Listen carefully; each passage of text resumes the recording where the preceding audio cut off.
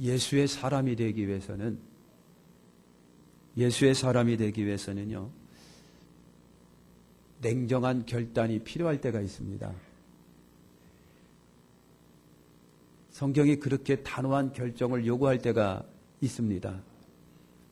마가복음 10장 29절에 예수님이 가라사대 진실로 너희에게 이르노니 나와 복음을 위하여 집이나 형제나 자매나 어미나 아비나 자식이나 전토를 벌인 자는, 결단을 촉구하는 말씀이기도 합니다. 버리는 자. 마태복음 16장 24절에 예수께서 제자들에게 이르시되 아무든지 나를 따라오려거든 자기를 부인하고 자기 십자가를 지고 나를 쫓을 것이니라. 로마서 8장 13절에 너희가 육신대로 살면 반드시 죽을 것이로되 영으로서 몸의 행실을 죽이면 살리니. 성경에 실제로 많은 사람들이 이와 같은 주님의 결단에 호응해서 따른 이들이 있습니다. 베드로, 안드레는 예수님이 쫓으라니까는 생계의 수단인 그물을 버려두고 쫓았더라. 여러분 그랬습니다. 야고보 요한에게 예수님이 쫓으라 그러니까 배와 아버지와 그물을 버리고 예수님을 쫓았다라고 말을 합니다. 예수님은 비유를 통해서도요, 단호한 선택적 결단을 우리에게 요구할 때가 있어요. 진리를 위해서는 이렇게 하라. 밭에서 보화를 발견한 농부가 자기 재산을 다 팔아서 그 밭을 샀느니라. 진주장사가 가짠 진주를 만나니까 이제까지 모았던 진주를 다 팔아서 그 진주를 샀느니라. 여러분, 본문에서도 말씀하기를 손에 쟁기를 잡고 뒤를 돌아보는 자는 하나님 나라에 합당하지가 않다. 왜 이렇게 예수님은요, 자신 있게 단호한 선택적 결단을 우리에게 요구하실까? 그만한 가치가 있기 때문이라고 하는 거예요. 믿을 만한 이유가 있고 가치가 있고 보람이 있기 때문에. 인생의 궁극적 성경이 여기에 있고 죽지 않고 영생 얻는 길이 여기에 있기 때문에 그렇다라고 하는 거예요. 자, 본문을 보면은요, 어떤 사람이 예수님을 따르겠답니다. 그때 주님이 이런 말씀을 합니다. 여우도 공중의 새도 거처할 만한 것이 있는데 인자는 이 머리 둘 곳이 없다. 이번에는 주님이 어떤 사람에게 나를 쫓으라 라고 말씀을 하셨습니다. 그랬더니 이 사람이 부친을 장사한 다음에 주를 따르겠답니다. 아버지가 돌아가셨는데 장사 지내고 따를게요. 예수님은 이 사람에게 즉시 결단을 요구하십니다. 죽은 자들로 죽은 자를 장사하게 하고 너는 가서 하나님 나라를 전파하라. 얼마나 단호한 결단을 요구하는지 몰라요. 또 한 사람이 말하기를 내가 주를 따르기는 따르겠는데 먼저 가족과 작별하고 따르겠나이다. 그럴 때 주님이 하신 말씀이 그거예요. 손에 쟁기를 잡고 뒤를 돌아보는 자는 하나님 나라에 합당하지 않다. 쟁기질을 이렇게 하고 있는데 쟁기질을 하려면 앞을 봐야 되는데 자꾸만 뒤를 돌아봐요. 운전하면서 뒤돌아보면 안 되는 거 아시죠? 쟁기질하면서 뒤를 돌아보면 안 돼요. 잘 안 갈려져요. 목적에서 벗어나요. 주님이 그걸 말씀을 하고 있는 겁니다. 보시는 것처럼 예수님의 답변에는 어떻게 보면 좀 인정사정이 없는 듯한 냉혹한 일륜이 없는 예의가 없는 그와 같은 뜻이 보입니다. 그러나 진리이고 의로우신 하나님의 뜻이라면 오늘 우리에게 선이 아닐까라고 하는 겁니다. 또 세상 가치관이 거룩한 영적 차원이라고 한다면 그렇게 하는 것이 축복이라고 하는 거 오늘 우리에게 전해주는 거예요. 우리는 이유가 굉장히 많은 세상에 살고 있습니다. 진리를 가리우는 핑계거리가 굉장히 많은 세상에 살고 있습니다. 세상 앞에서보다는 전지전능하고 생명을 주신 하나님 앞에서 우리가 생각을 해봐야 되는 것이죠. 내 생각보다는 하나님의 생각이 우선이고 안전합니다. 나의 일보다는 하나님의 일이 훨씬 우선일 때가 많습니다. 그것이 또 진리일 때가 있어요. 죽은 자 장사 지내는 것보다는 살아있는 사람 살리는 것이 우선일 때가 여러분 있습니다. 인생 살다 보니까 사람에게 인정받는 것도 중요하지만은 그러나 정작 세상을 심판하는 심판주 그분의 인정을 받는 것이 더 훨씬 먼저라고 하는 것을 생각해 봅니다. 사람에게 허락받기보다는 주인 대신 하나님의 허락이 먼저 아닐까라고 하는 겁니다. 성경은 우리에게 그분에 대한 열심과 열정과 충성을 요구할 때가 있어요. 부지런하여 게으르지 말고 열심히 붉고 주를 섬기라. 마귀 괴계를 능히 대적하기 위하여 하나님의 전신갑주를 입어라. 오직 너희를 위하여 보물을 하나에 쌓아두라. 내 보물이 있는 곳에 내 마음도 있느니라. 너희는 온 천하에 다니며 만민에게 복음을 전파하라. 오늘 세 가지를 말씀드립니다. 하나님 나라에 합당한 자가 누구일까라고 하는 거예요. 하나님 나라에 합당한 자가 누구일까? 첫째는요, 여러분 열심을 붓고 주를 섬기는 자가 하나님 나라에 합당한 자예요. 열심을 붓고 주를 섬기는 자. 여러분, 예수님에 대한 열심 정도는 어느일까? 얼마나 주님께 대한 관심을 여러분 보였습니까? 얼마나 교회 신앙생활 하셨으며 다니셨으며 그리고 교회에 문지방을 닳았습니까? 그렇다고 한다면 주님에 대한 사랑 정도는 얼마입니까? 얼마나 주님에 대한 열심이 있으십니까? 예수 그리스도에 대한 열정은 다른 건 아닙니다.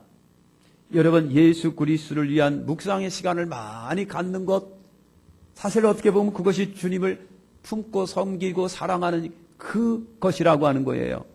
우리의 하루의 삶 중에 그리스도와 얼마나 단둘의 시간을 갖느냐라고 하는 거예요. 얼마나 주님과 단둘의 시간을 여러분 갖습니까? 기도 시간은 예수를 기억하고 찾고 사랑하는 시간입니다. 기도 시간은요, 예수와 진지한 대화를 나누는 대화의 시간입니다. 기도 시간은 내가 혹은 예수님이 서로 끌어안는 시간이랍니다. 그 기도 시간은 내가 주님께 최고의 섬김을 베푸는 시간이에요. 그래서 기도는 주님께 최고의 섬김이라고 하는 거예요. 성경 말씀을 얼마나 깊이 상고하고 계십니까? 성경은 흔히 사랑의 편지라고 그렇게 얘기를 합니다.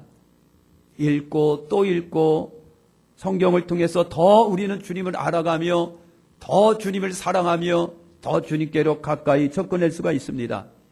여러분, 성경을 통해서 주님의 사랑과 뜻을 발견하고 알아가는 거예요. 또 예수님을 얼마나 여러분 사랑하는가입니다. 여러분, 전도는 예수에 대한 사랑이요 영혼 사랑의 방편입니다. 너는 내가 사랑하는 그분의 소원이기도 하다고 하는 겁니다. 또 얼마나 예수를 닮아가는가.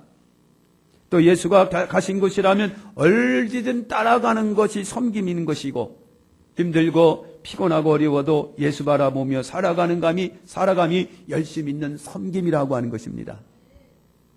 성경 속에 열심 있는 자들이 많았고 그들은 하나님이 쓰셨습니다. 이스라엘이 바벨론 통치 기간 중에 느헤미야는 유다 총독이었습니다. 이스라엘로 귀환하여 성벽을 그가 재건을 합니다. 그들은 성에 모여서 에스라와 함께 날마다 율법을 여러분 낭독합니다. 말할 수 없는 영적인 충만감이 넘치고 서로가 마음은 하나가 되고 그리고 벅찬 감동이 밀려오고 하나님의 긍휼하심을 넘쳐났습니다. 어려운 환경이었지만 저들은 영적인 행복감에 넘쳤습니다. 폐허가 된 내 나라, 다 허물어져서 아무것도 없는 내 조국, 폐허가 된 그 조국 앞에 와서 하나님의 율법을 서로 낭독하며 행복해졌습니다. 서로 율법을 낭독하면서 하나님의 자비와 긍휼하심을 체험합니다. 아무것도 없으나 그러나 그 순간만큼은 영적 행복감으로 충전되어 있었던 시간이에요. 사무엘은 기도의 사람입니다. 사무엘에게 기도는요, 삶이었고 사명이었어요. 하나님과 만나는 시간을 빼앗기고 싶지 않은 축복이었습니다. 그래서 사무엘이 한 유명한 얘기가 있습니다. 너희를 위하여 기도하기를 쉬는 죄를 너희 앞에 결단코 범치 아니하리라. 여러분 그랬습니다. 다니엘을 생각해 보시죠. 다니엘은 하나님 섬김의 1등이었습니다. 사자굴에 들어갈 정도로 하나님을 섬겼습니다. 원수들이 미워하고 시기할 정도로 하나님을 사랑했습니다. 다니엘이 하나님을 지극정성 섬기니까 하나님이 역시 원수 앞에서 그 다니엘을 높여주셨습니다. 바울은 때를 얻든지 못 얻든지 전도하는 데 힘쓰라고 말을 합니다. 전도는 예수님이 우리를 향한 간절한 부탁이고 명령이었습니다. 그래서 열심히 주의 부탁을 여러분 실행에 가면서 살았던 인물입니다. 열정의 마음을 갖는 것은 하나님의 은혜입니다. 열정의 마음을 가지려면 오늘 우리가 예수님을 여러분 만나야 합니다. 우리 예수님을 사랑해야 합니다. 예수 그리스도를 통한 신령한 축복을 알아가야 합니다. 더 중요한 것은 성령 충만해야 됩니다. 사랑하는 성도 여러분, 우리 주님을 사랑하는 마음 지극하기를 바랍니다. 열심히 품고 주를 섬기시기를 축원합니다. 두 번째는 고난 가운데서 예수를 만나는 자가 합당한 자입니다. 고난 속에 예수님을 만난다. 행복할 때 예수 만나는 자보다는요, 힘들고 어려운 삶이 연속될 고난 가운데 주님을 만나는 자가 더 많습니다. 그런데 그런 고난 가운데 주님을 만나기보다는 오히려 모르는 자가 있습니다. 이런 분들은 사실 주님을 만나지 못해서 그렇습니다. 아픔과 고난은 인생 가운데에 불청객처럼 자꾸만 찾아드는 거예요. 내가 싫다고 해서 안 오는 것이 아니고, 여러분 내가 반긴다고 해서 오는 것도 아닙니다. 타락과 함께 찾아오는 불청객이 고난이고 고통입니다. 그렇다고 해서 좌절하거나 낙심하지 말고 원망하면 살 수는 없습니다. 그렇다고 한다면 적극적으로 극복하고 헤쳐가야 합니다. 아픔과 고난이 타락의 결과이지만 여러분 삶 속에서 나로 인해 오기도 하잖아요. 그래서 삶 속에 고난이 왜 오느냐? 몇 가지 이유가 있습니다. 4가지 이유가 있습니다. 첫째는 말씀을 떠날 때 고난이 찾아오는 거예요. 여러분 말씀은 영생입니다. 하나님의 말씀은 길이요 방향입니다. 길이요 진리요 생명입니다. 하나님께서 그 말씀을 통해서 우리에게 방향을 주시고 하나님이 그 말씀을 통해서 내가 갈 이유를 주셨습니다. 그런데 여러분 그 말씀의 길이 방향에서 벗어나면 여러분 고난이 찾아옵니다. 비행기가 자기 가야 하는 길에서 벗어나면 고난이 찾아오고, 배가 자기가 가야 할 길에서 벗어나면 고난이 찾아오고, 기차가 자기가 가는 길에서 벗어나면 고난이 찾아오는 것처럼 하나님의 백성이 하나님의 길, 우리에게 주신 말씀의 길에서 벗어나면 고난이 와요. 두 번째, 아픔과 고난은요, 불신 때문에 우리에게 와요.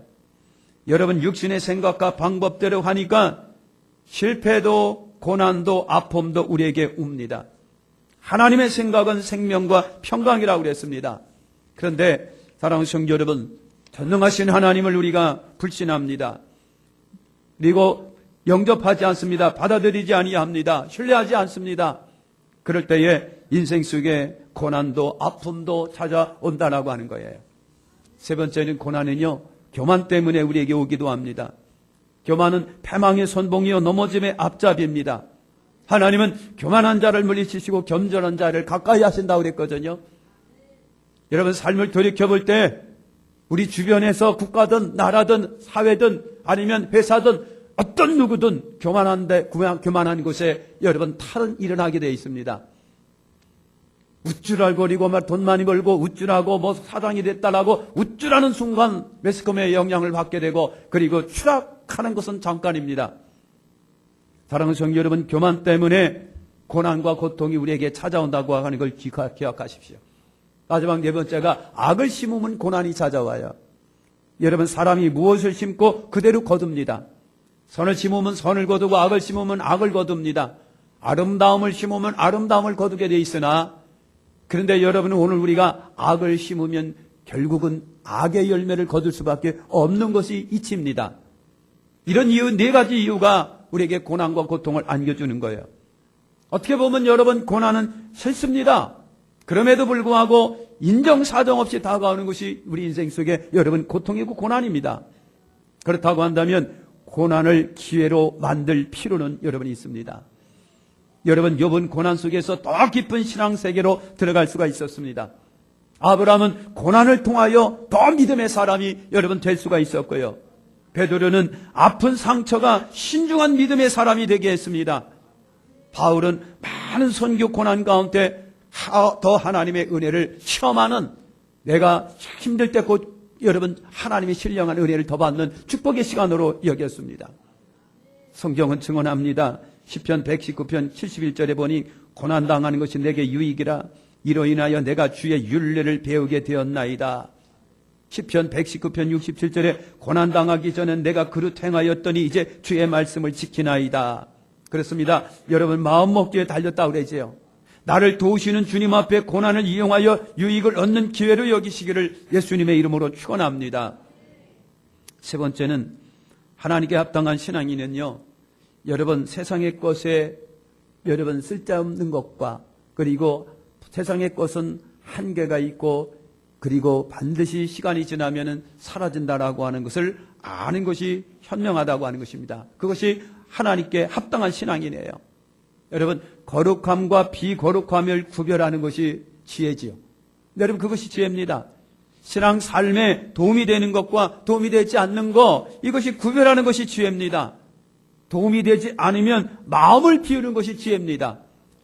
신앙생활하면서 유익이 안 되고 도움이 안 되는 것이 있음에도 불구하고 미련을 가지고 계속해서 매달릴 때에 어리석다라고 말을 합니다. 거기에서 얻어지는 것은 아무것도 사실 없습니다. 하나님께로 난 자는 세상 것에 대한 가치를 두지 않습니다. 성령으로 난 사람은 세상의 것에 마음을 뺏길 수가 없습니다. 나를 십자가에 못 박은 사람은 세상 것에 죽은 자입니다. 하나님께 합당한 사람은 신령한 하늘의 것에 매료된 이들입니다. 결코 집을 짓는데 미련하게 쉬 불에 타는 것으로 재료를 쌓지를 않습니다. 재료는 건축자는 지진에도 불에도 홍수에도 대비하는 현명함이 있습니다. 지혜로운 사람은 70년 80년 후의 일을 분명히 계산합니다.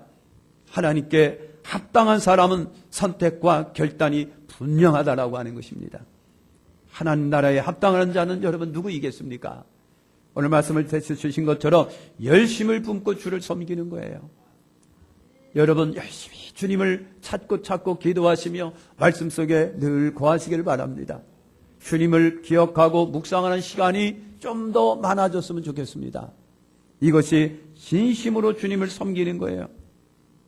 고난 가운데 예수님을 만나시기를 축원합니다.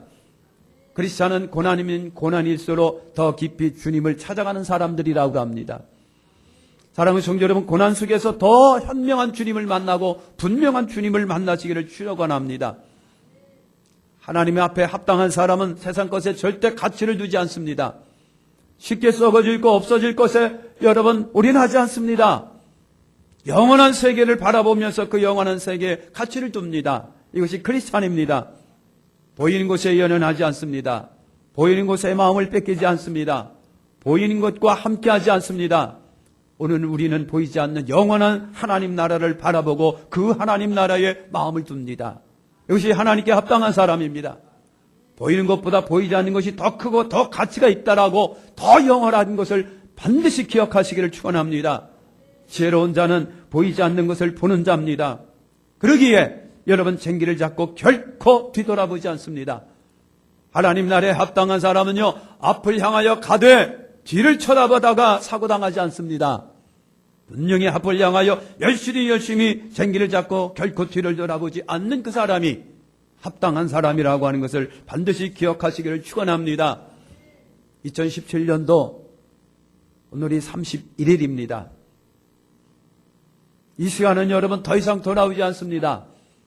시간은 반복이 되지만 절대로 오늘 간 시간은 안 돌아옵니다.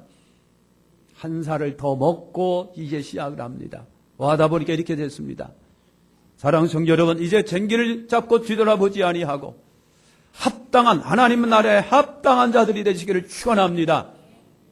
그래서 여러분 하나님의 백성답게 크리스찬답게 하늘의 목표를 두고 그리고 우리에게 주시는 이와 같은 은총을 누리면서 여러분 하루하루 힘을 내서 승리하면서 살아가시기를 예수님의 이름으로 축원합니다.